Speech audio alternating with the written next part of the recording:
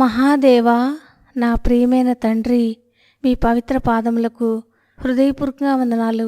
ఉన్నతమైన మీ మార్గాల కోసం మిమ్మల్ని ఆరాధించి పూజిస్తూ చూపిస్తున్న ప్రేమ అనురాగాల కోసం వందనాలు చెల్లిస్తూ, నడిపిస్తున్న విధానం అంతటి కోసం స్తోత్రం చెల్లిస్తూ, ఈ సమయాన్ని దీవెనకరంగా చేయమని ప్రభు అయిన యేసుక్రీస్తు నామములో స్తుతించి ప్రార్థించి వేడుచున్నాము తండ్రి. ఆమెన్. మార్చి 13 ఎడారిలో సెలయేర్లు అనుదిన ధ్యాన మాలిక. నీ మార్గములు న్యాయములను సత్యములునై ఉన్నవి. ప్రకటన గ్రంథం 15వ అధ్యాయం 3-4 వచనాలు.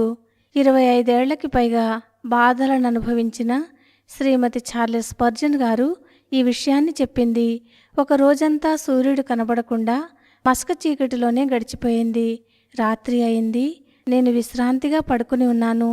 నా గది నిండా వెలుగుగానే ఉన్నప్పటికీ బయటున్న చీకటి కొంత నా ఆత్మలోకి ప్రవేశించి దాని దృష్టి మందగించినట్టు అనిపించింది.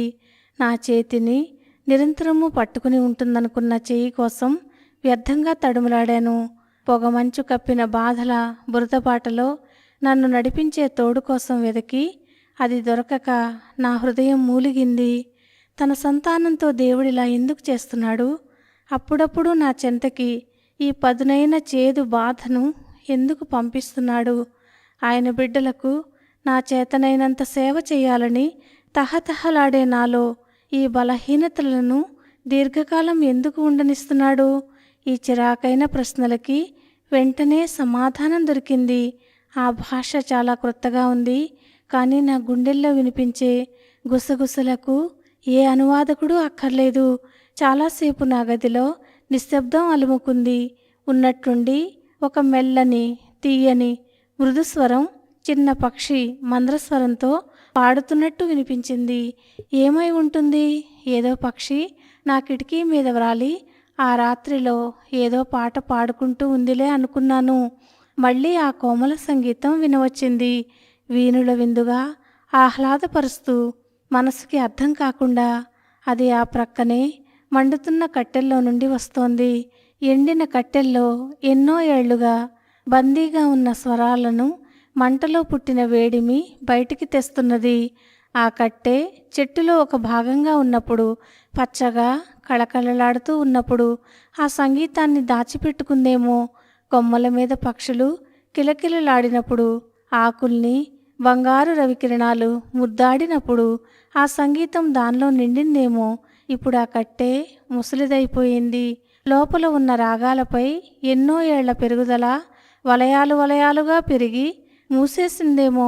ఆ రాగాలన్నీ లోపలెక్కడో పూడుకుపోయాయేమో. కానీ అగ్ని తన నాలుకలు చాచి దాని కఠినత్వాన్ని దహించినప్పుడు దాని గుండెల్లో నుండి ఆ పాట చీల్చుకుని బయటికి వచ్చింది. త్యాగగీతికగా వినిపించింది. నేను అనుకున్నాను, శ్రమల అగ్నిజ్వాలలు మనలోని స్తుతిపాటల్ని వెలువరించినప్పుడు నిజంగా మనం శుద్ధులమవుతాము.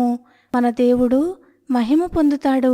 మనలో చాలామంది ఈ కట్టెలాంటి వాళ్ళమే. కఠినంగా ఏ అనుభూతి లేక బండబారి ఉన్నామేమో. మనలో నుంచి వీణుల విందైన సంగీతం వినిపించాలి. మన చుట్టూ రగిలే ఈ మంటలే మనలో మోగే విధేయత పాటల్ని వినిపించేలా చేసేవి. నేను ఇలా ఆలోచించుకుంటూ ఉంటే మంట వెలుగుతూ ఉంది. నా ఎదుట జరిగిన ఆ ఉపమానం నన్నెంతో ఊరటపరిచింది. అగ్నిజ్వాలల్లో గీతాలాపన. అవును, దేవుడు సహాయపడుతున్నాడు.